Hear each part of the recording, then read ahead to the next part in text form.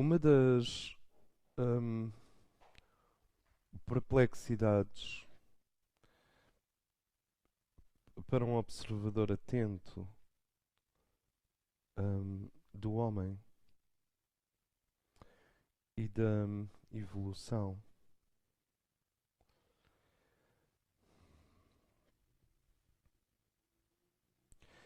é sentir a luz do outro e, ao mesmo tempo, e obviamente isto pode acontecer com o outro e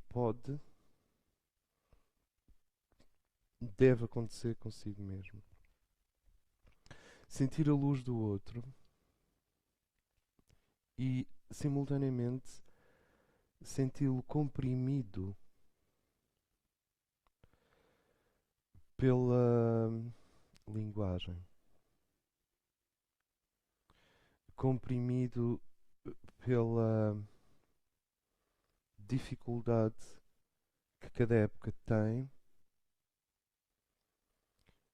em se compreender a si própria e em compreender hum, a sua posição como época, como espírito de um tempo. A sua posição em relação aos 2 séculos anteriores, por exemplo, e a sua posição em relação aos séculos seguintes. Tu vês isso numa sociedade inteira e vês isso no indivíduo.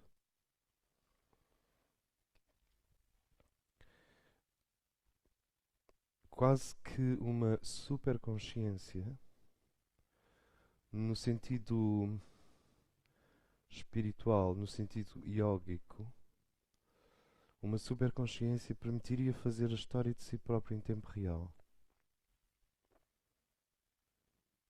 Como se estivéssemos a viver a coisa e se estivéssemos 2000 anos depois do dia de hoje, já comentando sobre como foi naqueles tempos.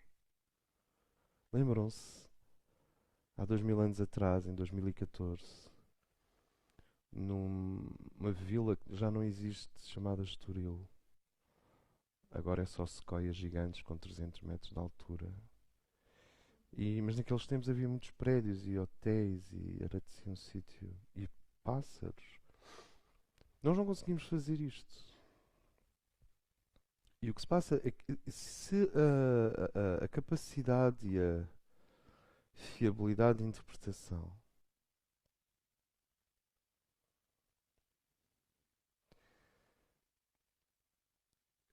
é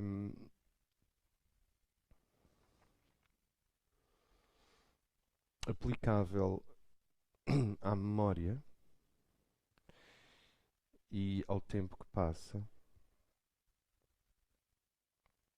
e portanto nós medimos uma grande parte da qualidade do pensamento pela sua fiabilidade de interpretação, sobretudo o pensamento retrospectivo, histórico. O que se passa é que a linguagem faz o mesmo, não a memória com as coisas que vivemos, mas a linguagem faz o mesmo com a consciência. Quer dizer, a linguagem comprime a consciência quando deveria ser o contrário. A consciência deveria insuflar, moldar, propulsionar, projetar a linguagem. E quase que se pode medir, peço desculpa, as pessoas a partir deste horizonte. O horizonte em que a linguagem molda a consciência, sem querer aqui patinar muito no Wittgenstein, por exemplo. O horizonte em que para cá a linguagem molda a consciência e o horizonte em que a consciência de awareness gera linguagem. Então, consciência como filha da linguagem ou linguagem como filha da consciência. E por isso é que muitos sábios estão calados. Por isso é que o silêncio é associado à sabedoria. Em grande parte porque eles estão.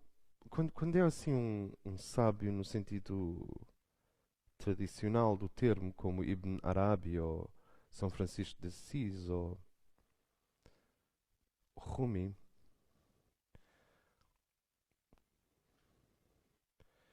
Hildegard von Bingen, quando tu tens um destes indivíduos, o silêncio é porque eles estão a fermentar uma linguagem, eles estão a enfrentar o problema da comunicação, como nós temos visto tantas vezes nos nossos encontros, entre o eterno e o evolutivo, o relativo. Por exemplo, todas as idades que tu tens, como menina, moça, eh, noiva, mãe, as idades da mulher, anciã, todas elas giram em torno de uma mulher parada, eterna e que não tem idade. Que és tu também. E como eventualmente hoje vamos observar, isso tem muito a ver com aquilo que se pode chamar a psicologia do Senex, a psicologia do ancião. Ahm, que se opõe, apesar de ter tudo a ver, com a psicologia do puer, a psicologia da criança. E quando nós olhamos para nós próprios e os anos passam, tu percebes que eles passam, mas não sobre ti. Passam em ti. Mas essencialmente o indivíduo continua a ser exatamente aquela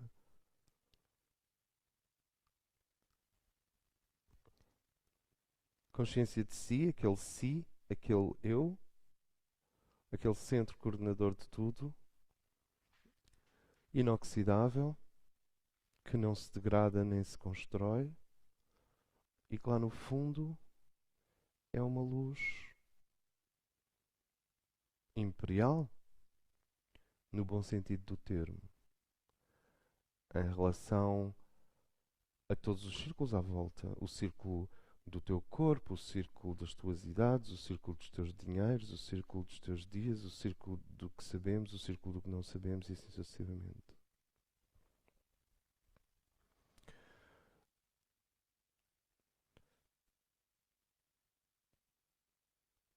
E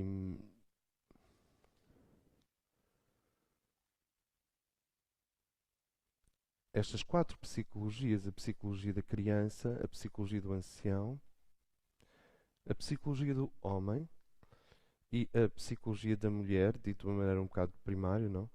Estas quatro psicologias são o quê? São posicionamentos em relação a esse self puro, que obviamente irá sendo construído no tempo e no espaço, mas que existe, como Jesus dizia, como um grão de mostarda no interior profundo. E não é preciso ir muito longe na floresta interior, a esta altura dos acontecimentos. Não é preciso ir muito longe para sentir essa imaculada concepção eterna do eu para com o eu perante o universo. Eh, Na gruta do nosso ser há um menino Jesus ou uma menina Sofia eternas. E que não são meninos coisa nenhuma, porque estão realmente fora do tempo. Como nós vimos no seminário sobre os sonhos, aqueles 30 minutos aproximadamente de sono profundo por dia, em que um ser não está em beta, nem em alfa, nem em delta, mas entra em teta, aqueles 28 a 30 minutos de sono profundo é o momento em que o self, ou o self é um termo da psicologia, eu vou utilizar um termo da espiritualidade, em que o eu sou contempla o eu sou em si mesmo, sem precisar de relação sujeito-objeto. Se isto vos parece zen, olha, é bastante zen. Em que não há conhecimento, mas há um estado gnóstico.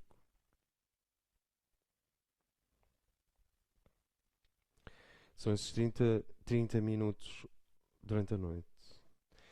E provavelmente nós não enlouquecemos no sentido estritamente neurológico, isto é, não perdemos o equilíbrio elétrico e cerebral, porque o cérebro desliga ritualmente durante meia hora diariamente.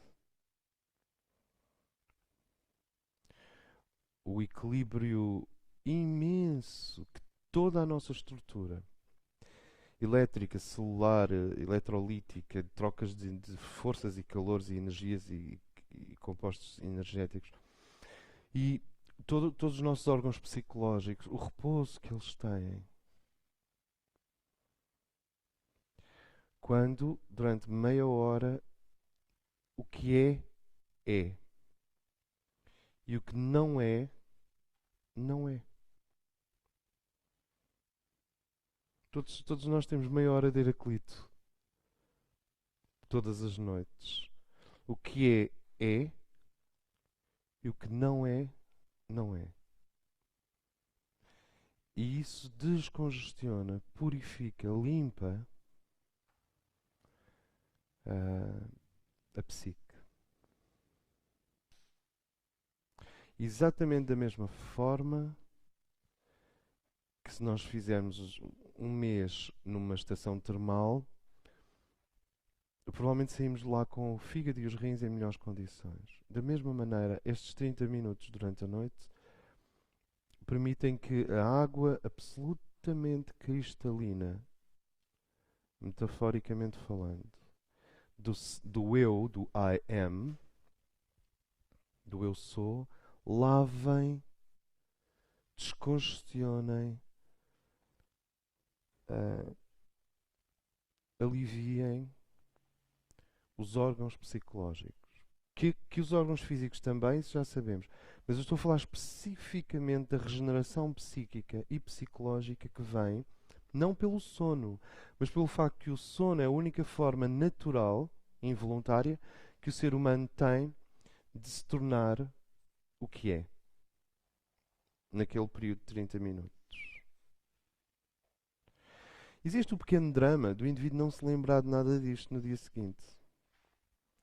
Primeiro porque não há nada para lembrar. Porque o acontecimento não pertence a nenhum. Não tem estrutura narrativa. Não há nada para contar. Tu não podes dizer, eu estive no eu sou puro e foi muito engraçado. Havia serpentinas e crianças a saltar e bambis e havia colinas e chapéus de sol de todas as cores e havia um palhaço que distribuía arroz, açúcar, algodão doce, cor-de-rosa e música de flauta ao longe. Não. Isto não é um quadro do Bruga, do Jerónimo Bosch. Não são as delícias do paraíso. Isto é o self, psicologicamente, é o eu puro. E uma das grandes perplexidades é tu veres esta luz nas pessoas e depois vê-las comprimidas pelos seus órgãos psicológicos.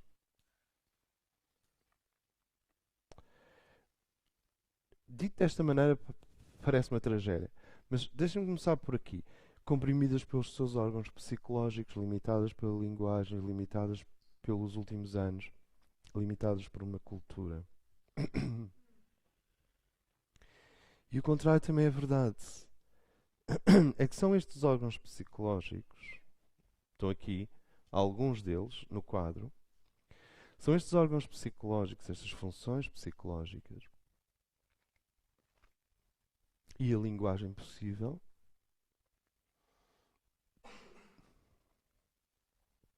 que permitem que o eu puro, o eu sou, se empreste à criação. E como nós temos visto, durante uma parte do caminho, nós fazemos de uma forma não emancipada. As rodinhas de Deus estão amarradas à nossa bicicleta, estão atadas à nossa bicicleta.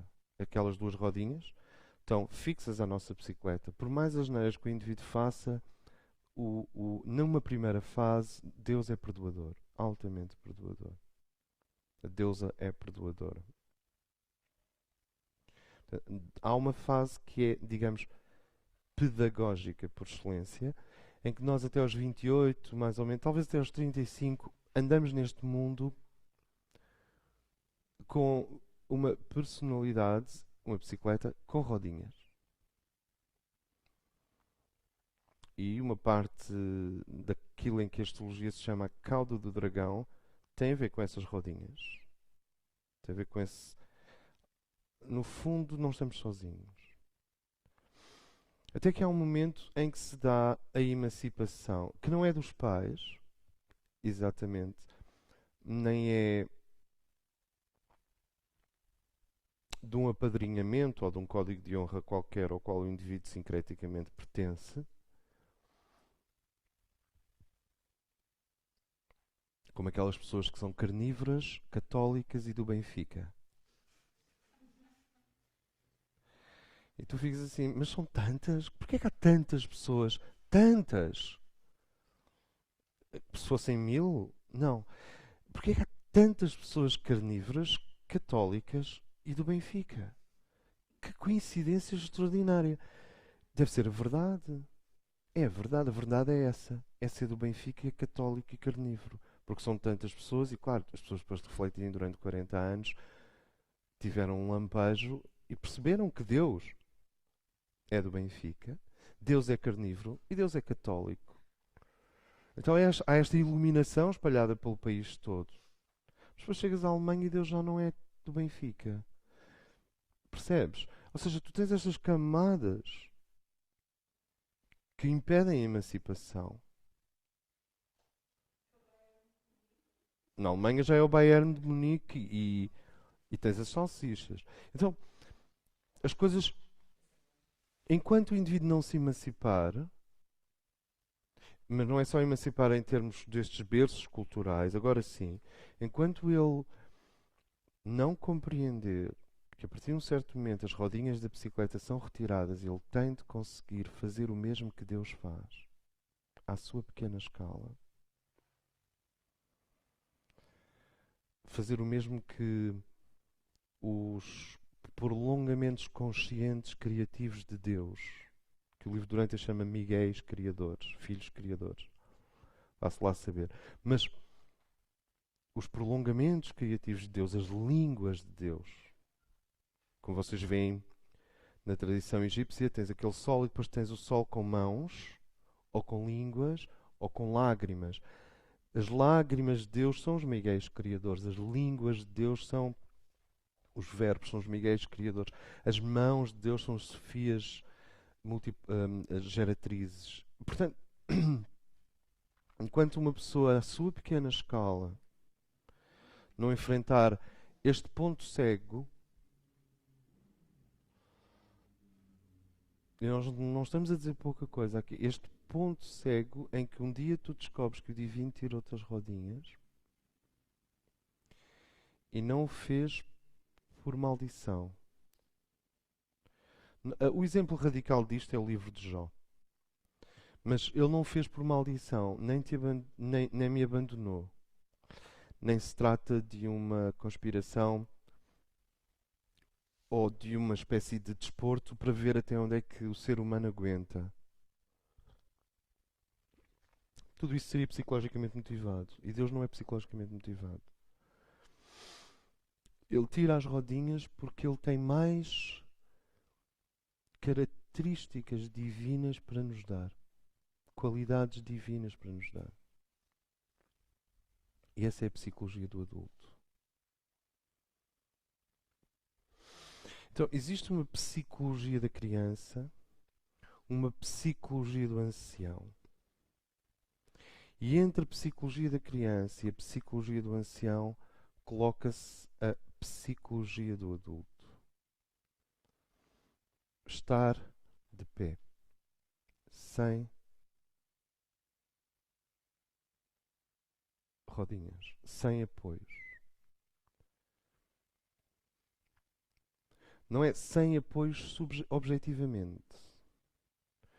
Porque se tu caís e partires uma perna, tens o 112. Como? E pode ter uma bengala. Se eu sentir uma grande angústia à meia da noite, posso telefonar a um amigo. Se eu não tiver dinheiro para pagar a renda, talvez a minha tia me ajude. Não é sem apoio externamente. É do ponto de vista, digamos, ontológico, só o adulto faz nascer o vinho do lagar do cosmos.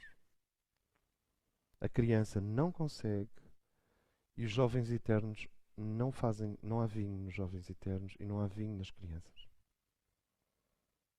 Pode haver o que nós quisermos, pólen, mel, leite, o que vocês quiserem. Agora, esse vinho, que é a razão de ser que justifica o perigo universal da liberdade, esse vinho é a psicologia do adulto.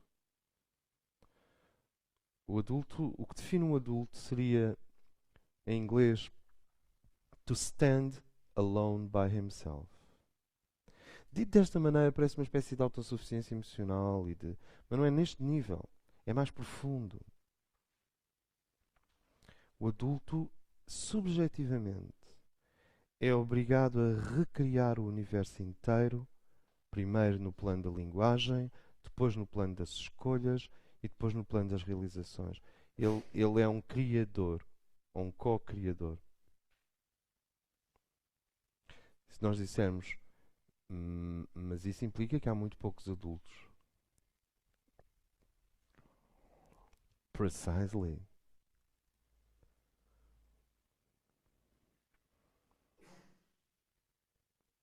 Eu lembro-me de há pouco tempo ter comentado que os artistas não gostam. Normalmente os artistas não gostam da guerra. Por vezes parece um artista que tem assim um.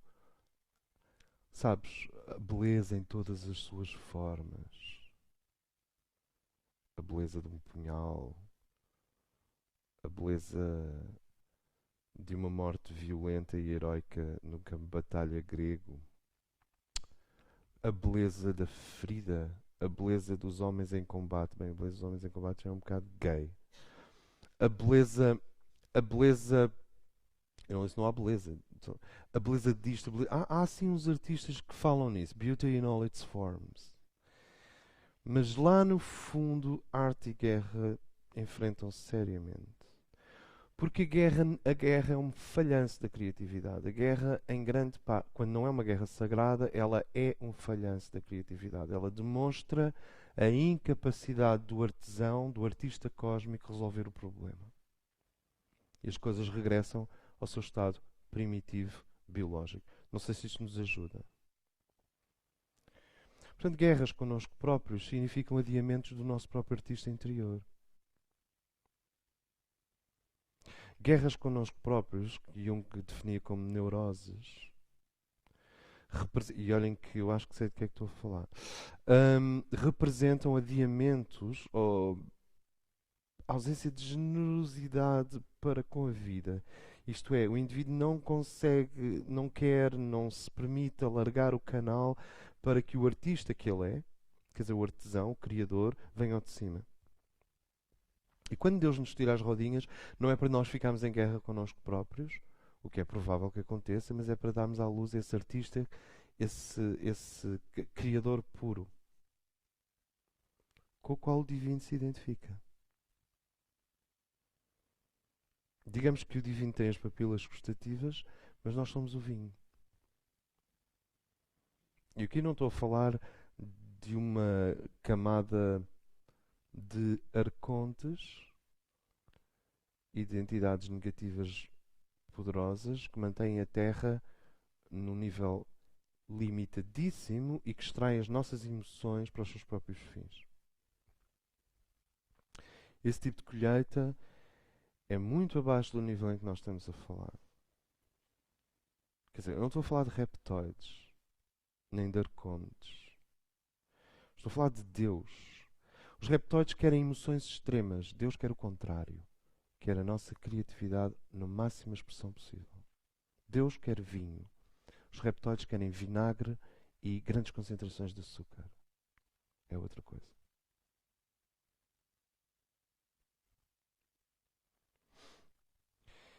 E então uma das perplexidades é nós vermos, tu veres a luz do outro ou em ti e ao mesmo tempo esta limitação gerada pela linguagem.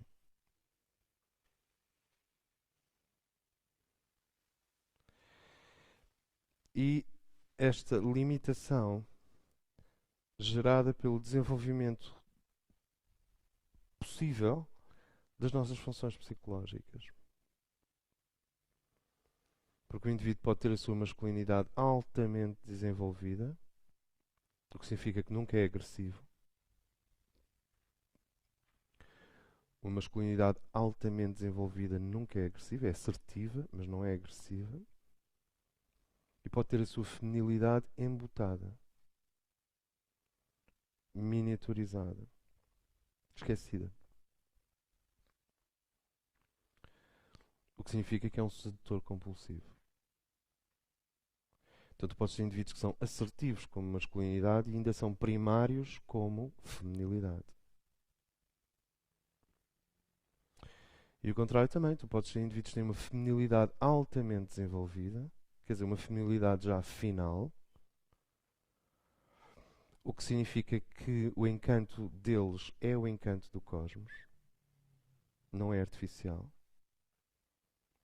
E portanto a sedução foi substituída pela estética universal, pelo encantamento que o universo exerce sobre todas as coisas, por este holograma de Eros em que o universo existe, e este é o estado final do desenvolvimento da feminilidade. E ter uma masculinidade de tal forma embutada que cada vez que há um problema fica agressivo e começa a partir coisas lá em casa. Tudo no mesmo indivíduo. Portanto, os órgãos psicológicos, as funções psicológicas contraem-se, expandem-se, retraem-se e finalmente cristalizam. Isto é, atingem a sua máxima expressão de joelharia. Psicologicamente, nós começamos por ser terra, e lama, e espuma, e algas, e formas destruturadas, e à medida que vamos evoluindo, vamos nos transformando em joias, psicologicamente. No primeiro decanato, as funções psicológicas podem ser comparadas a uma matéria obscura. O primeiro decanato em astrologia. A uma matéria do liminal. A uma matéria noturna. Quando nós fazemos o elogio do noturno e quando nós chamamos a atenção para o quão importante é entrar na caverna e quando nós chamamos a atenção para o quão importante é desencantar-se das figuras icónicas e começar a olhar para os demónios, não tem nenhuma atração, não tem a ver com atração pelos demónios. Uma atração pelos demónios seria tão difícil de explicar quanto uma atração, digamos, pelo sublime rígido grego. É a mesma coisa. Trata-se de que se o indivíduo conseguir ver essas matérias obscuras dentro dele, as lamas, claramente pode-lhes deitar a mão. Como nós vivemos numa era mental, a técnica de deitar a mão às coisas tem sido a linguagem. Mas não é só a linguagem. Como nós vamos ver hoje, é também o comportamento ritualizado, que deita a mão a uma força liminal ou uma força pantanosa, alguma coisa do primeiro decanato em nós. E o que acontece é que se no primeiro decanato as matérias são dominadas pela não consciência,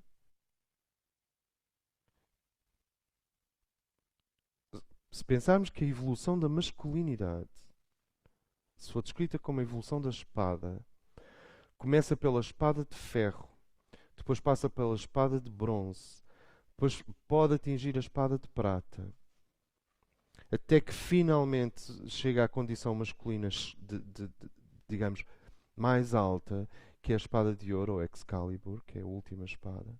Só nestas 4 espadas vocês têm um exemplo de quanto uma função psicológica pode evoluir.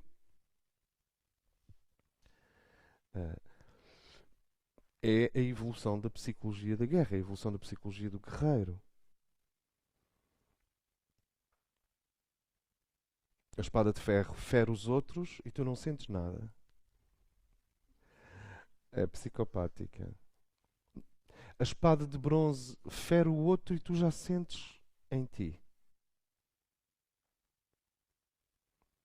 Há muitos homens neste ponto. A espada de prata é quando o guerreiro vira a espada ao contrário e enterra no solo, põe-se de joelhos e diz: não há mais guerra. Esse é o pacifista por excelência. E ele está a usar a sua energia masculina. É a afirmação da objeção de consciência. E é a busca de anular a espada ou de a tornar refletora de qualquer coisa. Então a espada passa a ser a paz. E passa a ser o reflexo de um ideal. Digamos, a vida final no Novos. O Novos Pereira deve ter passado por estas espadas todas.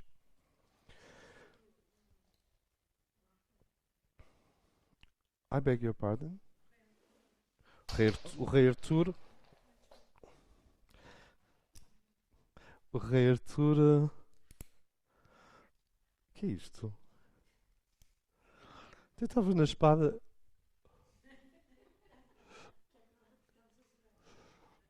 Isto é uma coisa da compultura. Tu pões na orelha e começa e ficas sem dores nas costas. Cada parte da orelha tem a ver com uma parte do corpo, não é? Na reflexologia. Todo? Todo? Tem que começar a usar chapéu. Pois então, o organismo todo. Estás a perguntar o Rei Arthur. O Rei Arthur, sim, absolutely. Absolutely. Se bem que ele já nasce muito próximo do acesso à espada final. E quando nós falamos. Um dia vamos falar sobre estas 4 espadas, com certeza, mas quando falamos da espada de prata, é essa idealização da guerra que busca não ser guerra, mas paz.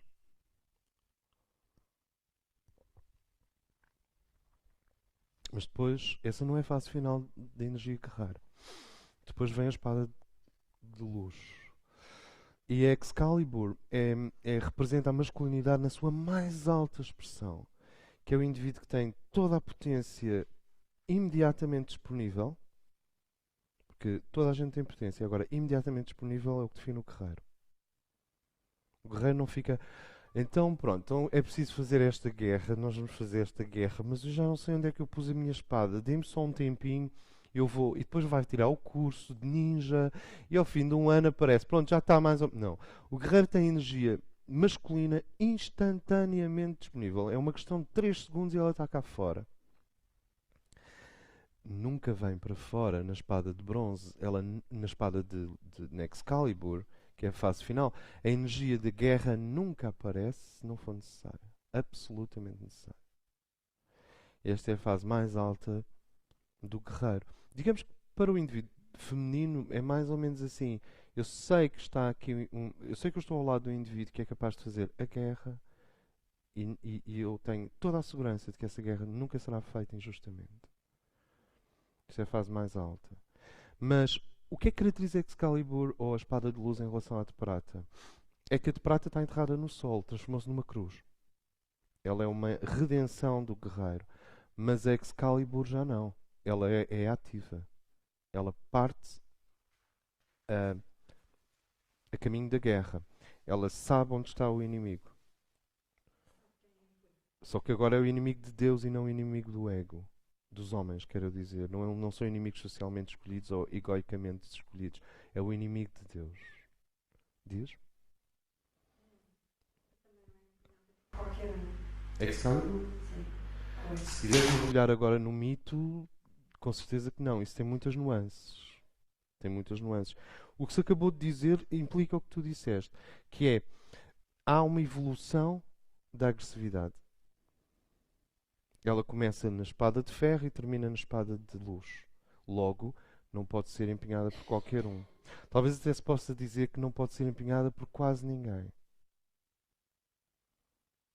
É a evolução da masculinidade mesmo. Na formação de guerreiros, todos são chamados. No mito, claro que um é o centro do clã.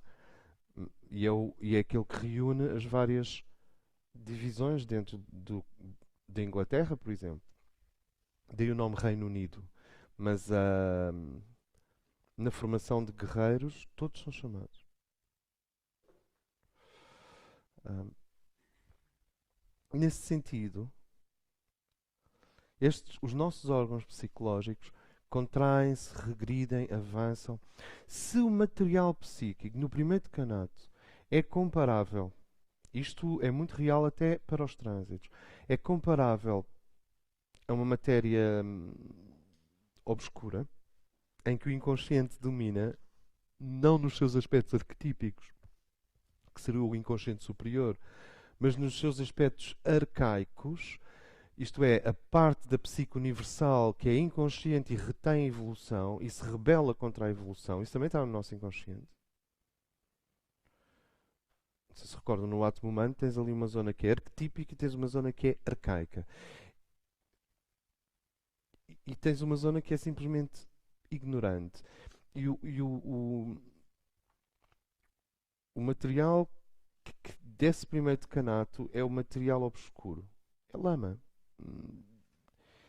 Só que com essa lama, no segundo decanato, com o fogo da consciência, a 15 graus de todos os signos, está o pico da consciência do signo. Não é no fim. É 15 graus de todos os signos. 15 graus de escorpião, 15 graus de sagitário, 15 graus de aquário, 15 graus de leão. Aí está o pico da consciência. Que é o momento em que os materiais obscuros são alquimizados pelo poder da consciência. E a seguir o que é que vai nascer? Aquilo que nasce na natureza, quando o mundo mineral encontra o fogo, nascem as joias. Então nós começamos com estes materiais obscuros, eles atravessam o portal da consciência a 15 graus e vão se cristalizar em joias. E essa era a tese,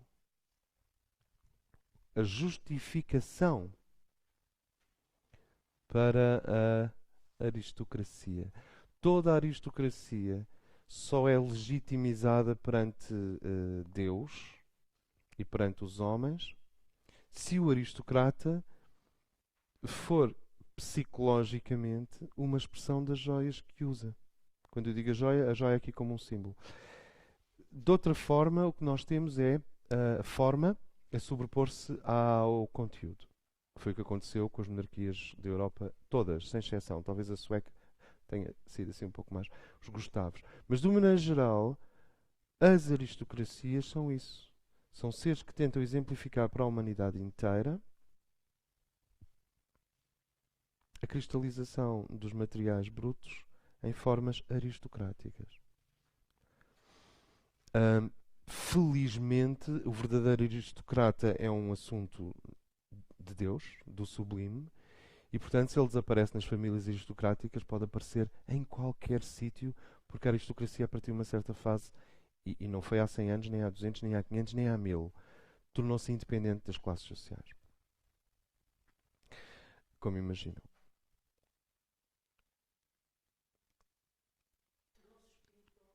Tornou-se espiritual. Deixou de ser por consanguinidade, genética, deixou de ser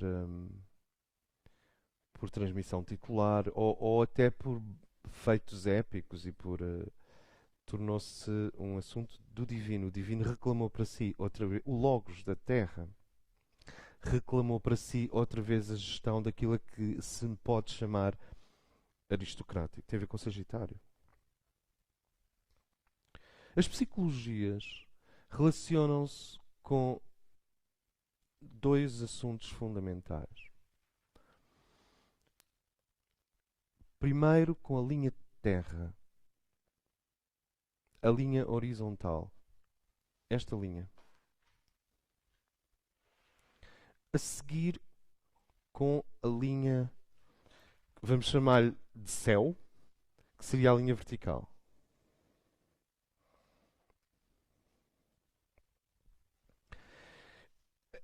Parece que estamos em Roma, não é? Dividir tudo num quartel.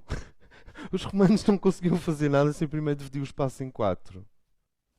Mas as psicologias, correndo o risco da generalização, porque eu nunca sei quando é que aparece um Gaspar Hausen, uma figura exótica vinda do futuro e que psicologicamente não tem nada a ver com o que eu estou a dizer.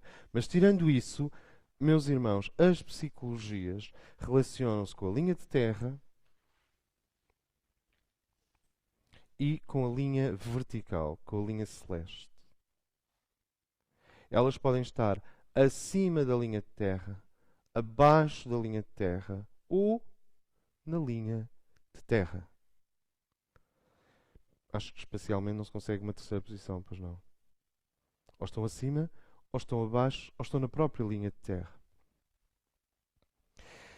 E podem estar à esquerda da linha de céu, à direita da linha de céu, ou em cima da linha de céu. E toda a psicologia se localiza ao longo da cruz. Nunca vos ocorreu? Que a cruz é o princípio e o fim da psique. Que a cruz...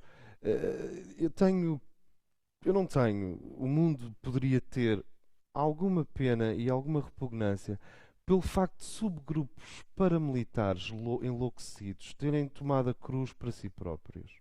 I'm sorry. Acontece que a cruz já cá estava desde os maias.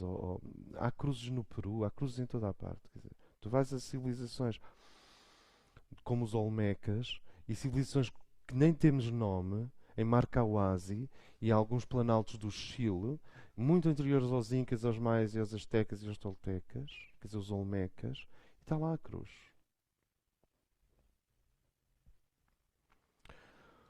Por outro lado, se realmente és um amante da natureza e do inverno, tu vais encontrar a cruz nos cristais de gelo, nas fotografias de cristais de gelo. Está lá a cruz não pertence aos homens. No início da psique, era a cruz. No fim da psique, é a cruz. E em relação a estas linhas, nós podemos encontrar, sem pressa, sem sensacionalismo, sem, sabes, aquela coisa da Quinta Sinfonia de Beethoven, mas nós podemos encontrar a criança, o jovem eterno, e quando eu digo jovem, apetece-me sempre juntar o termo eterno, o adulto e o ancião. E podemos encontrar o masculino e o feminino. Sempre que a psique se desloca da cruz, entra nestes papéis. Quando a psique é reajustada à cruz, sai de todos estes papéis, podendo exercer qualquer um deles em função do bem coletivo, do bem comum, do bem cósmico.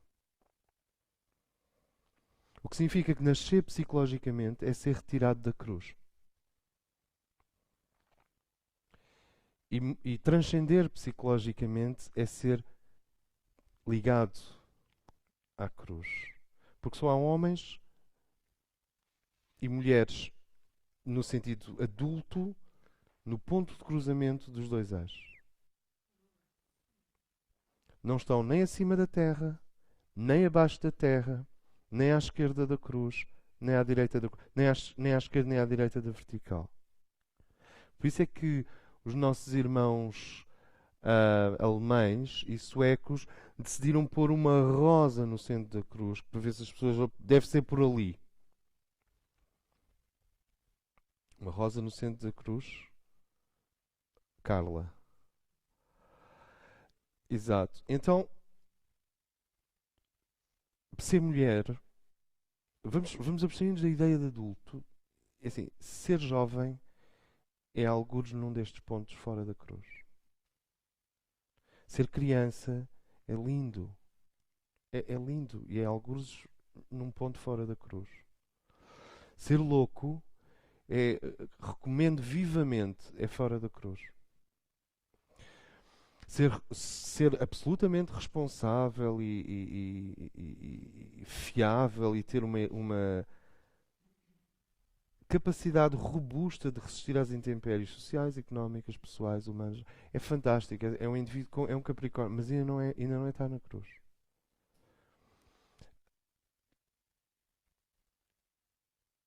A cruz. Vamos substituir a ideia de cruz pela ideia de mira, como em televisão. Mira. A cruz, a mira, cura-nos do tempo. A psicologia é sempre, sempre, sempre em relação ao tempo. Se nós dissermos não há uma psicologia do espaço, quer dizer, a poesia dos árabes no deserto não é eminentemente diferente da poesia dos homens no Tirol, porque o deserto é horizontal e os outros vivem na Suíça e aquilo é tudo muito vertical, com montanhas e Alpes. Há uma psicologia do espaço, mas é mais esteticizada. A verdadeira psicologia é a nossa relação com o tempo. Mesmo quando um homem e uma mulher se apaixonam, eles estão a tentar fugir do tempo. E nem sabem. É sempre em relação ao tempo. De onde que há duas grandes estruturas a considerar na psicologia da criança e do jovem: a caverna e a montanha. Caverna tem sido usado para designar abaixo da linha de terra, abaixo do subsolo, abaixo do sol.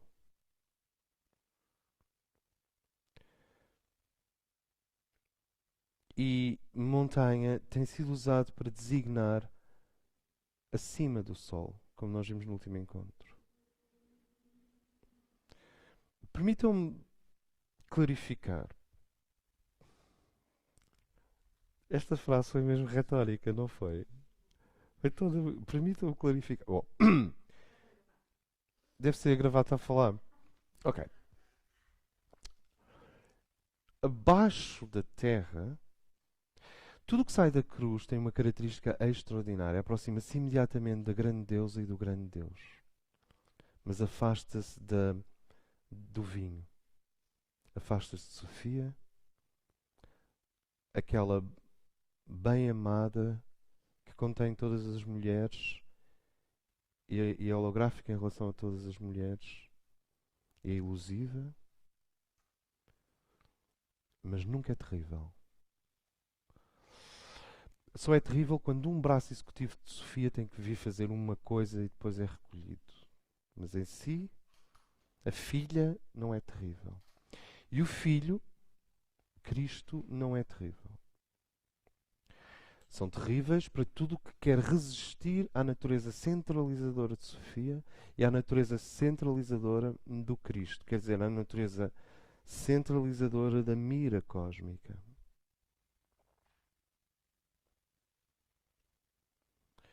Sempre que nós nos afastamos do filho ou da filha, temos uma antecipação do paraíso, eventualmente uma viagem aos infernos, mas normalmente uma antecipação do paraíso. Conseguem sentir isto?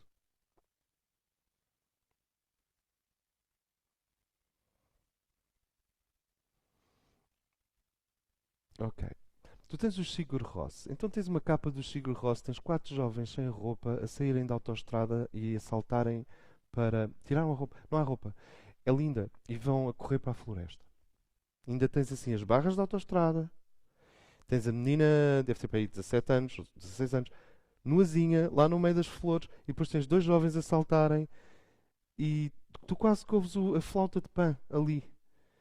E as grinaldas, as flores em torno da cabeça. É isso que eu chamo de sair da cruz e entrar no paraíso. Sempre que nós saímos da mira, e há culturas inteiras que tentam sair da mira, não crísticas, se quiseres. Eu não disse anticrísticas, não crísticas. Há culturas inteiras não sóficas. Sempre que nós saímos da mira que contém o filho e a filha, que é aquilo que produz vinho. Vinho é o resultado de o indivíduo descobrir este ponto aqui, onde tu podes pôr a rosa. Aqui tu podes pôr a rosa. Porque muito lá para cima é Pedro, muito cá para baixo é Leonor. Então tu aqui pões a rosa aqui, mais ou menos. Ahm, ok. O que é que isto significa? O vinho está no centro, é o aroma. Sim. Vinho para o pai, vinho para o filho, perfume de rosa para a filha. Acho que isto é aceitável. A nossa psique é monofónica, é mono, até ao estado adulto. E depois do estado adulto acontece uma tentação. A tentação de manter o monotonia, de manter-se em mono, mas saindo do estado do jovem eterno, sacrificando o jovem eterno para dar origem ao adulto responsável. Continua mono. E o grande desafio do adulto, por isso é que se fala em psicologia do adulto, não era uma mera descrição linear, é passar de uma psique mono para uma psique estéreo. Estéreo?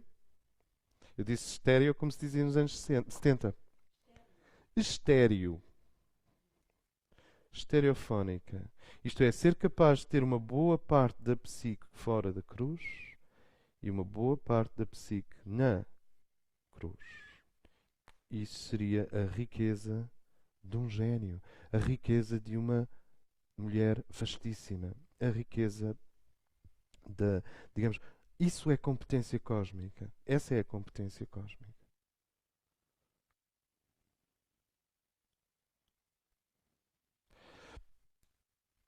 Abaixo da linha de terra encontra-se a caverna. E também, mais para dentro do que a luz dos dias, encontra-se a caverna. Esta caverna, como nós vimos, é o ponto de nascimento da psique especificamente feminina. A menina, a bebê, a menina, eu não sei se há uma psicologia do bebê, eu estou a evitar isso. A menina nasce aqui. E o menino nasce aqui, no centro da montanha. É claro que nós sabemos que as montanhas podem ter cavernas e até dentro das cavernas há montanhas. De certa forma, há aqui uma ambivalência. Mas antes de mais nada, estas são as grandes estruturas de uma compreensão das origens da psique. Eu não acho que seja, não acho que seja possível que a psique nasça sem Deus, contra Deus e à parte de Deus. Ela nasce em Deus. Mas não nasce no filho, nem na filha. Nascem no pai e na mãe. Nascem no pai infinito e nascem na mãe infinita. E os lugares de nascimento onde o pai infinito dá origem ao rapaz e a mãe infinita dá origem à menina são, culturalmente, mais ou menos referenciados como a caverna. Aliás, o menino Jesus nasce numa caverna em alguns quadros, ele não nasce num estábulo. Mas estábulo e caverna aqui é a mesma coisa. A caverna e a montanha. É muito importante nós compreendermos o poder paralisante, mágico, sublime, radicalmente imantador destes dois lugares. É muito importante nós compreendermos que a caverna e a montanha nos deram origem e se não temos cuidado, matam-nos. Não sei se isto está muito plutónico. Deram-nos origem. Normalmente o que dá origem pode matar de um momento para o outro. Right? É como o veneno de uma cobra. Em pequenas quantidades é um medicamento. Em grandes quantidades já sabemos. Então, o que te dá origem mata. Se tu voltares para o outro, morres. E porquê? Porque uma das leis fundamentais a aplicar a este esquema é esta lei tão simples. A consciência nunca retrocede. A consciência não pode regressar à origem. Só pode avançar até ao estado de síntese final. As portas para o paraíso foram fechadas e está lá um anjo com uma espada. O que significa que Deus está lá, o anjo está a proteger qualquer coisa, mas já não é mais do reino dos homens. É claro que se voltares a ser uma menina, talvez consigas driblar o anjo. Se tu fores ter com o anjo do paraíso e disser assim, mas eu sou uma menina outra vez, não vês? O anjo, meninas podem entrar. Cavalos podem, unicórnios podem entrar. Loucos podem entrar. Palhaços podem entrar. O mundo circense pode entrar. O mundo do faz de conta pode entrar. O mundo infantil pode entrar. O mundo dos esquizofrénicos também consegue lá entrar. O mundo dos psicóticos entra com certeza. E um bom ataque de histeria pode levar até ao paraíso momentaneamente. Estou a ser um bocado generalista. Mas percebem o que eu quero dizer? Agora, o indivíduo consciente e que aceita, isto é tão fundamental, a crise de levar consigo a cruz que tem de um lado o vinho e do outro lado a rosa, quer dizer, que tem de um lado a espada e do outro lado a flor. O indivíduo que aceita a cruz de permanecer consciente, porque a consciência dói. Nós podemos tentar mascarar isto, mas a consciência dói. A consciência dói. Por isso é que as pessoas tomam um pouco mais de vinho do que é necessário, por isso é que as pessoas masturbam-se mais do que seria necessário, por isso é que as pessoas usam drogas mais do que é necessário, por isso é que as pessoas aceleram na autoestrada e andam a 180 km quando podiam ir a 100 ou a 120. Por isso é que as pessoas anexam as outras, por isso é que as pessoas assimilam outras, por isso é que as pessoas roubam energia às outras, por isso é que as pessoas se vampirizam e se manipulam e se seduzem e se atraem, Fellini. A consciência dói. O que está por trás da obra do Fellini, do Pasolini e destes neorrealistas italianos, mas também de muita gente nos Estados Unidos, é esta coisa. A consciência dói. Então vamos ver a ópera que os seres humanos fazem para saírem da cruz e irem para um destes quatro cantinhos. Porque quando sais da cruz, pousas a consciência.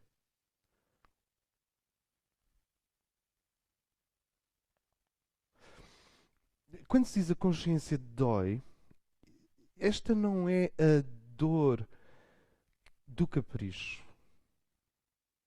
Nem é aquele sofrimento perversamente cultivado pelos pensadores de direita para dominarem os povos. Aquela glorificação do sofrimento e do adiamento da vida. Isto não é aquela coisa do orgulhosamente sós do Salazar. Não é aquela coisa o sofrimento leva-te ao reino dos céus, dos jesuítas e assim sucessivamente. É que com os jesuítas, com Salazar, sem jesuítas, sem Salazar, com fascismo, sem fascismo, que o fascismo tem tudo a ver com este uso das leis da vida, tentar representá-las de novo, quer dizer, reapresentá-las de novo e dominar os povos com isso, pondo-te a ti próprio no lugar de, digamos, encenador da peça de teatro. Parece que sabes tudo. Isso é terrível. Hum, estas leis existem, estas realidades existem com ou sem figuras poderosas sobre os povos que usam o sofrimento como uma desculpa. As virtudes da pobreza. Ah, isto tem tudo a ver com a psique. É que desmontada a política, desmontados os sexismos, desmontadas as classes sociais, desmontada a história, desmontada o antes, o durante e o depois, desmontada a tecnologia, desmontada as consequências traumáticas das várias revoluções que nós tivemos, fica a psique. E se desmontares a psique, fica a cruz. Não sei se me faço entender. Abaixo da cruz nascem as meninas. Acima da cruz nascem os meninos.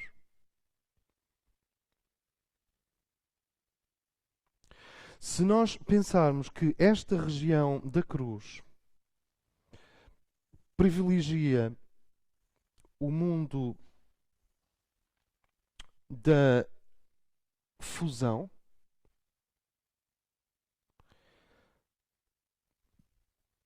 eu vou chamar Eros, e que este sítio, esta zona aqui privilegia o mundo da linguagem, vou chamar Logos.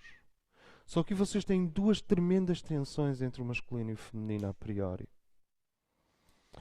O Eros tende a fundir duas coisas, daí a linha curva. O Eros tende a dispensar a linguagem.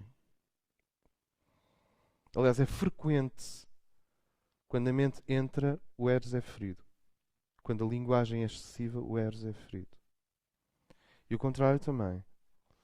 Quando o Eros, quer dizer, a fusão. O que é o Eros? É que tu podes. Assim, há centenas de palavras para romã. Mas a romã sabe sempre a romã. Tudo o que nós sabemos sobre romãs é logos. Quando tu dás a dentada na romã e ainda por cima caem umas manchas vermelhas no linho, na toalha, aí já estás no mundo do Eros. E nunca mais vais esquecer.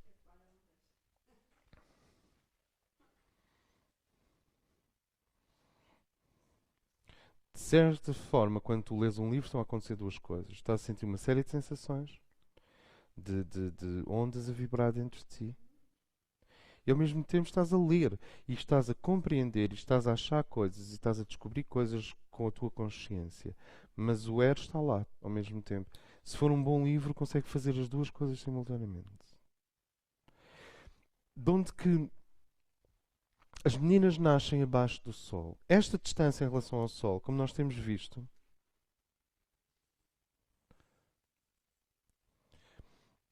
esta é a topografia da adolescente eterna.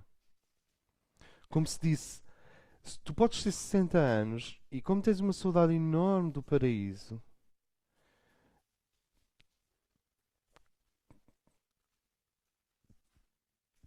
a tentação de pousar a cruz é muito grande. Eu acho que de 7 em 7 anos nós temos a tentação pura de pousar a cruz.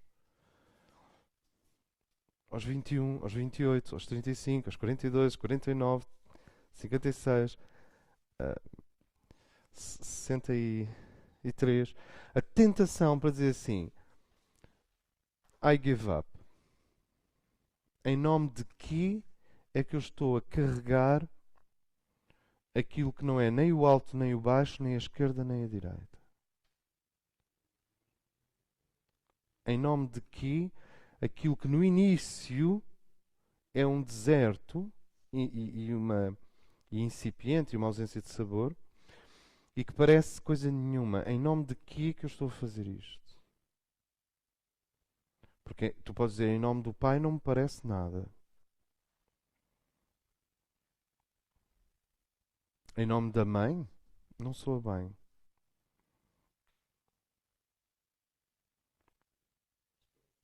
Porque as festas órficas e as festas dos mistérios gregos tinham tudo a ver com em nome da Mãe. Ir ao encontro da Mãe diretamente e de uma forma não censurada, let's do it. E os mistérios, se é que se pode falar de mistérios, quer dizer, em grande parte, a capacidade da nossa civilização de fazer diferenciações subtis entre tudo, e portanto ser altamente conceptual, é uma missa constante ao Pai. Há alguma luz extracósmica. Agora,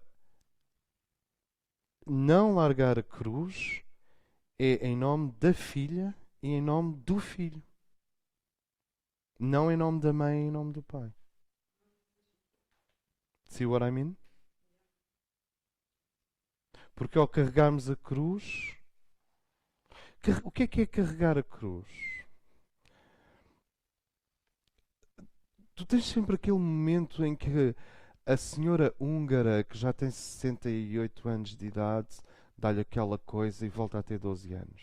Ou não tem este momento. Então veste organzas e vai meio enlouquecida, também com o absinto que há na Hungria. Vai meio enlouquecida com as organzas andar em jardins para crianças abandonados. E ri e canta e cai na fonte e despe-se e veste-se outra vez e canta à lua e dá nomes aos passarinhos e fala com o marido que já morreu. E está ali a dançar naquele carrossel, sabes, com os cavalos já com as cabeças partidas e, hum, como? Cavalos sem cabeças é como. Imagina a Feira Popular, mas só que na Hungria, a preto e branco. Hum? E depois o que é que tu tens? Tens a família dela preocupada a olhar à espera.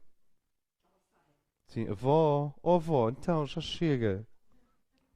Tens o filho, a filha, os netos, o bombeiro, a ambulância lá atrás, para o hospital psiquiátrico.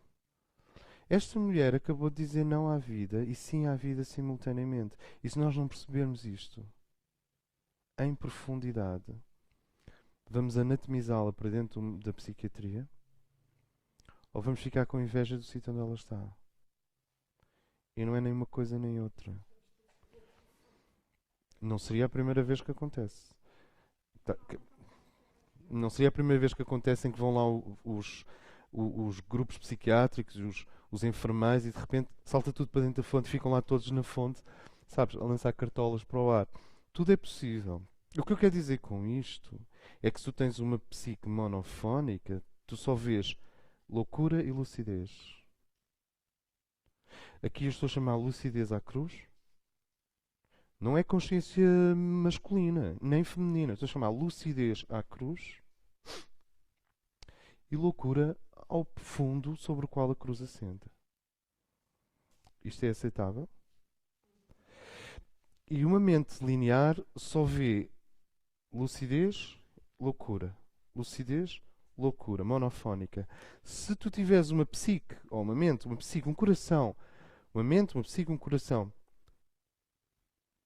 estereofónicos, tu tens a competência de ir lá ter com ela, dançar com ela, e ao mesmo tempo estás a dançar com ela. Porque foste lá à eternidade. Ela não foi à eternidade. Ela foi à eternidade. Com que competência é que tu vais tirar uma pessoa que foi à eternidade? Em nome de quê? Porque ele pode olhar. Não, pode ser um louco ou um poeta, tanto me faz. Pode ser até. Sim, eu não tenho. Pronto, exato. Agora, com que competência é que tu sais do tempo, quer dizer, da ambulância, atravessas o caminho até à fonte e ao circo abandonado e a senhora a condensa está ali a dançar como se tivesse 12 anos de idade, esqueceu-se de tudo e de todos. Não é Parkinson, não é nenhuma degeneração nervosa. Ela simplesmente disse: não me convencem. Os poderes do tempo não me convencem. A cruz não me convence. Com competência é que tu vais lá? Porque se tu fores da cruz, ele não quer falar contigo. E se fores do circo abandonado, também não quer. Aí ficas lá. É esta ambivalência, é esta elasticidade da psique. Aquilo que se chama um grande coração. Um grande coração não é um sítio onde cabe toda a gente. Isso é um coração gordo. Um grande coração não é um sítio onde cabe toda a gente. Isso é aquilo que a Helena Herrera chama um coração dilatado. Ela tem um grande coração e tu vais olhar, ela está quase a morrer de emoções. Porque ela tem um coração dilatado onde cabe tudo. Os esquilos, o serial killer, o bombeiro, a Branca de Neve, a tia, a avó, o menino. Isso é o que chama um grande coração. É um coração dilatado. Essas pessoas morrem cedo. Nós estamos a falar de um coração refinado. Refinado, diferente de dilatado. O coração refinado é o coração onde todos os quadrantes são admissíveis, são possíveis. E a cruz também. Essa é a super mulher. Ou super homem. É um super coração. Olha, esse é o super homem de Aurobindo, por oposição ao super homem que era no fundo um anão de ferro e aço germânico do Hitler. Coração refinado. O coração gordo, não interessa, é o coração indiferente. O coração dilatado é um coração onde cabem todos, mas não acontece nada. O coração refinado é um coração onde todos estes quadrantes existem e a cruz também. Então a competência para ir buscar a condensa, sabes? Tipo Katarina Swarovski. Olha, como está? Como eu estou, não vê? Eu sou, sabes? E ela está na eternidade, ela foi para a eternidade, ela está a antecipar uma série de coisas. E a competência para reencantá-la para a cruz só é possível se tu tiveres essa elasticidade psíquica que eu estou a chamar de estereofonia. Em vez de ser monotonia, estereotonia. Dupla. De ser capaz de funcionar nos dois quadrantes ao mesmo tempo. Normalmente, os artistas com alta capacidade de execução têm estas duas valências. Abaixo da linha de terra está o domínio da deusa. Este domínio é o domínio original da deusa. Então, a deusa, quando dá à luz uma menina psíquica, onde nascem as meninas? No útero da deusa. O corpo físico, não. O corpo físico, em princípio, nasceu no útero da mãe delas.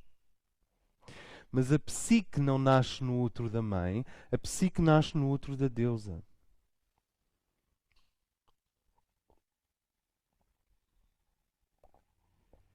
Onde nascem os meninos psiquicamente?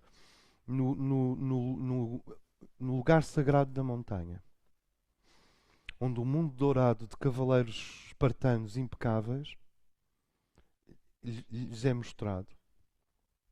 E onde a perfeição erótica não, isso é outra perfeição. A perfeição heroica é compreendida a priori.